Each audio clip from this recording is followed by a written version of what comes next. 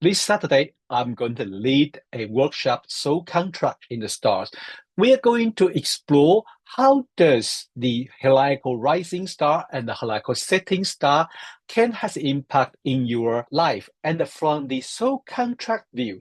So I know this idea about the soul contract is very popular with people who study about the spirituality and also practice the self personal improvement work. But the idea of the soul contract is very interesting, talking about before our incarnation that we have some agreement that what we come here for is about our mission, and that there's also some interesting setting that we don't know. So it is very interesting to look all this idea from the fixed star. Why? Because in the astrology, those planets are related to our daily routine, but the fixed stars are more related to our soul, our spirit. There is the outside there. So it represents a permanent theme that what we are going to experience is not about the daily routine, it's not what you're going to face, but it's all about the major theme. No matter what you do, there is a quality there. There's a theme behind it. So that's why I related soul contract with the fixed star, especially with heliacal rising and the heliacal setting. Well, today I'm going to show you two examples. To understand that their heliacal rising and the heliacal setting related to their achievement and their life. But also, if you are interested, please come to join us this Saturday for the Soul Contract in Star workshop, and you are going to understand your major theme of your life and in your soul contract. Okay, the first case I'm going to use is Taylor Swift. But before we start, I'm going to show you how are we going to generate a fixed star report from the astro.com. So first, you log into your astro.com, okay, and you give your date of birth, and then, for example, here I already have Taylor Swift's date of birth, and then you click on Special.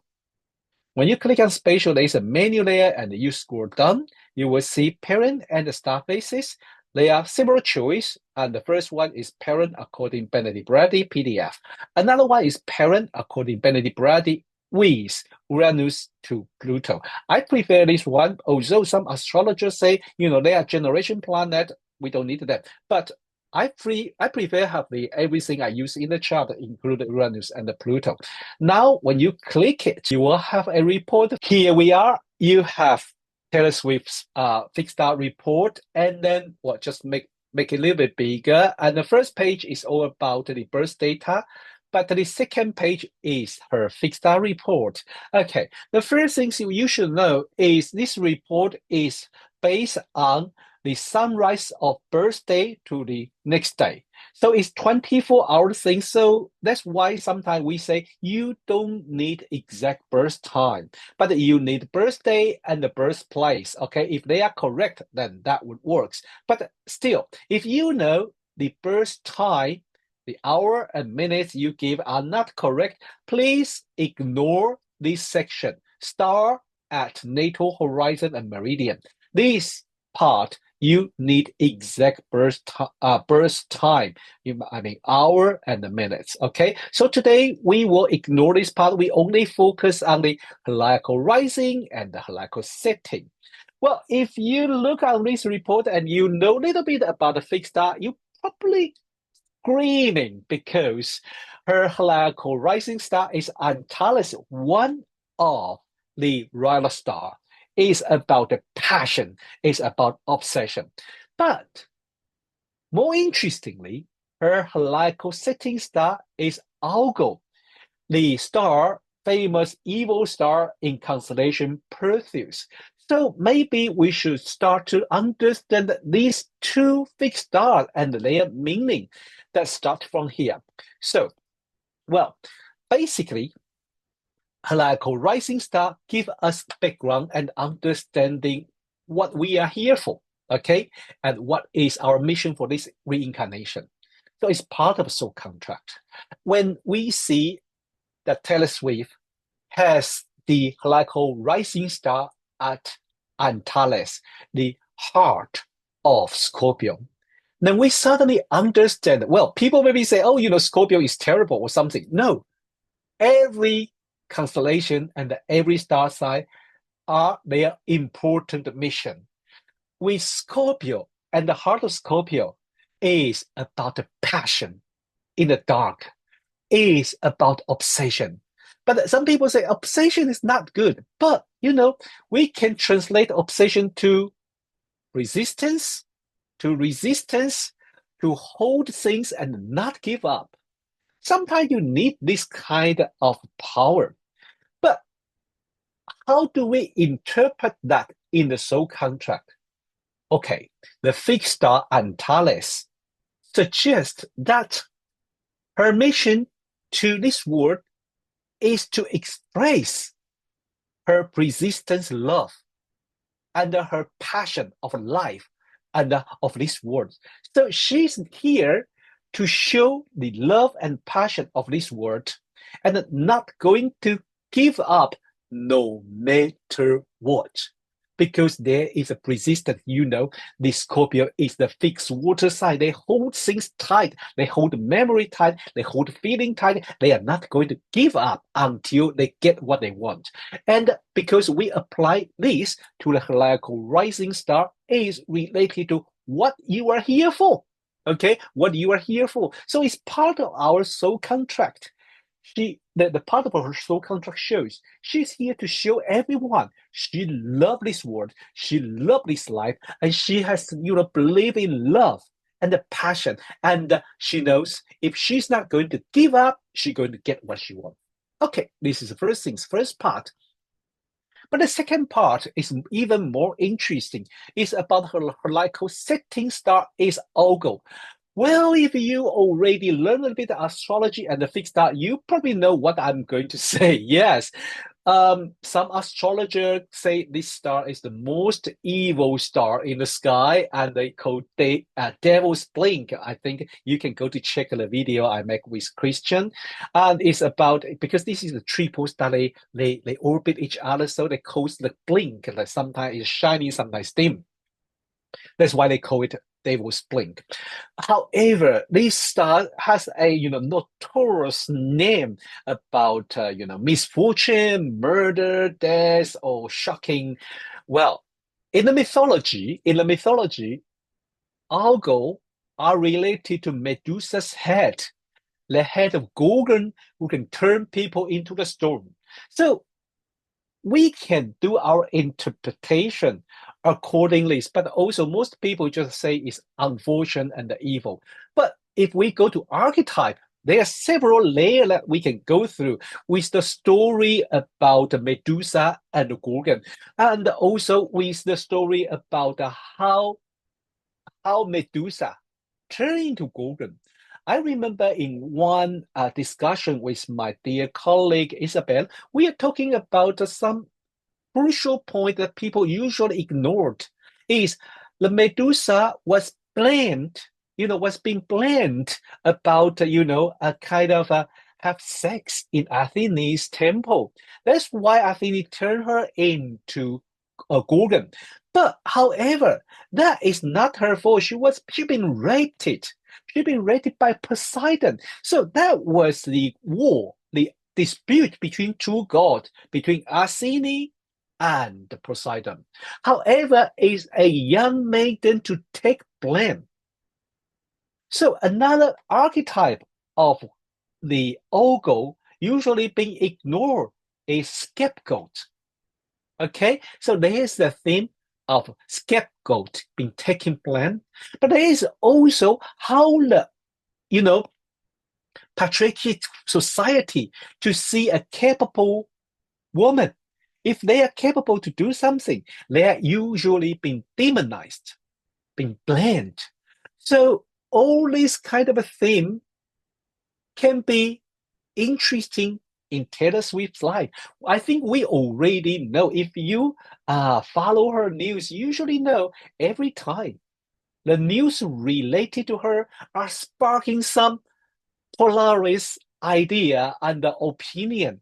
Some people say she's great. She's a fascinating. She's the one who can, has powerful influence on young people. But some people always give her negative idea.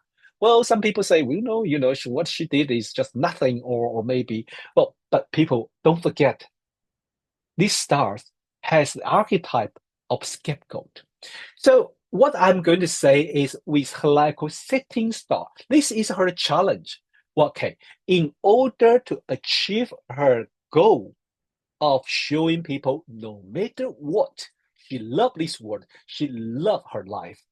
She had to through all this vicious attack from the uncle, all this kind of take a blame, or become the symbol of a female demon, become a symbol of the everyone hates you. So the rehearsal contract with this kind of a small print underneath to challenge her. In this case, are you still going to love your life, love this world? Are you going to care about how people demonize you? Or make you become a scapegoat of something. You were so beautiful, you were so powerful, you were so creative, but we don't like you. So in this case, are you still going to show people your love? So this is how we read the heliacal rising and the heliacal setting star together. So if you are wondering what is your heliacal rising star, what is your heliacal setting star, first follow my lead to go to astro.com to print out your fixed star report. Okay, scroll back, go to watch it. And if you don't understand how to explain that, well, this Saturday I'm going to lead the soul contract in the star, heliacal rising star, and the heliacal setting star. We are going to understand exact meaning of a heliacal rising and a heliacal setting, and also going to explore the challenge of our soul mission or soul contract, those small print and those major theme. What are we here for? That is the major theme we're going to explore, and also what challenge we are going to explain, we are going to experience. And please come to join me at the live session. So if you have any question, I can answer you. Okay. If you couldn't join me, you can listen to this recording, but I'm probably not able to answer your question at the live session. So, okay. And also more important, this workshop is the donation based. That means you give what you can from your heart. Okay. So it's a great chance to join and to learn astrology. Okay. Today, I have a second example. Is the JR Tolkien. I was prepared this last week when I prepared for Ashwin's workshop, but I didn't have time to talk about it. Here we are. So now, if I change the name JR Tolkien, and the same way I run the report, okay. So double check. Yeah, this is JR Tolkien. Let's go to the second page and make it a little bigger. All right, here we are. So we have his heliacal rising star, Ras Alhage. This is the fixed star in the constellation of Ophiuchus. And his heliacal setting star is Alhena. This is the fixed star in the Gemini. Now we have idea of these two stars. Okay, now, so what does the heliacal rising star Ras Al-Haqq means? It is very interesting because, well, if you don't know the meaning of stars, sometimes you can get some idea from constellation. What does Ophiuchus means? Well, it's a serpent charmer, but in the Greek mythology, it tells us it is god of medicine, god of healing, being punished because he saved so many lives that make the underworld empty. So the Lord of Underworld Hades are not happy, complain to Zeus. And Zeus to have to kill this god of healing in order to balance the life and the death. So have you get the keyword? So the keyword of the Ophiuchus and the Ras Al-Haqq is first healing, maybe related to any kind of healing from the physical body, from medical medicine or spiritual healing, psychotherapist or crystal healing. Any kind of healing are related to Ophiuchus. That's one thing. Second thing is about the balance. Balance of life and death, balance of light and dark, balance of everything. Because I think in one interpretation, Marcus Manilius talking about the serpent charmer doing using all his force to balance the serpent in the kind of a constantly movement. So I think trying very hard to balance the power from different angle is another major theme of this fixed star Ras Al-Haqi in the Ophiuchus. But there's a third one I think is a more modern interpretation from myself. I think the third one is respect the natural rhythm. Because in the story, the god of healing, Asclepius, was being killed, was being punished by disrespect the natural rhythm of death. He is nice, he is kind, he doesn't enjoy to see people suffering, so save people's life. But without consider the death is part of a life journey. The death is part of a natural rhythm. So when he kind of disrupt this kind of natural rhythm, he been punished. So whether you like or not, whether you suffering or you don't enjoy see other people suffering, before you helping people, you have to think about, is this the part of a natural rhythm? And how you going to help other people without disrupt this natural rhythm. So this is his Heliacal rising star, very kind and want to help people with healing, maybe heal himself. We know he was born in South Africa and then returned to England, and he lost his parents in his young age. And he studied in the university, and then very soon he joined the First World War. But he gets wounded and retire from the battlefield. But he learned that all his friends he met during the battlefield are dying during the war. So there is a major theme of healing, not only healing his childhood's wound, lost parents from a young age, lost his homeland. But when he was young, he should be a child who enjoy life, but he lost his parents' protection very young, and moved from the South Africa back to UK, and moved from countryside to the city, constantly moving, and lost his dream. And also the grief of lost his friend during the war. Then all these kind of things that need to be healed. So he's writing the story to heal himself and everyone. And also you can see in the story, there's a balance between the light and the dark.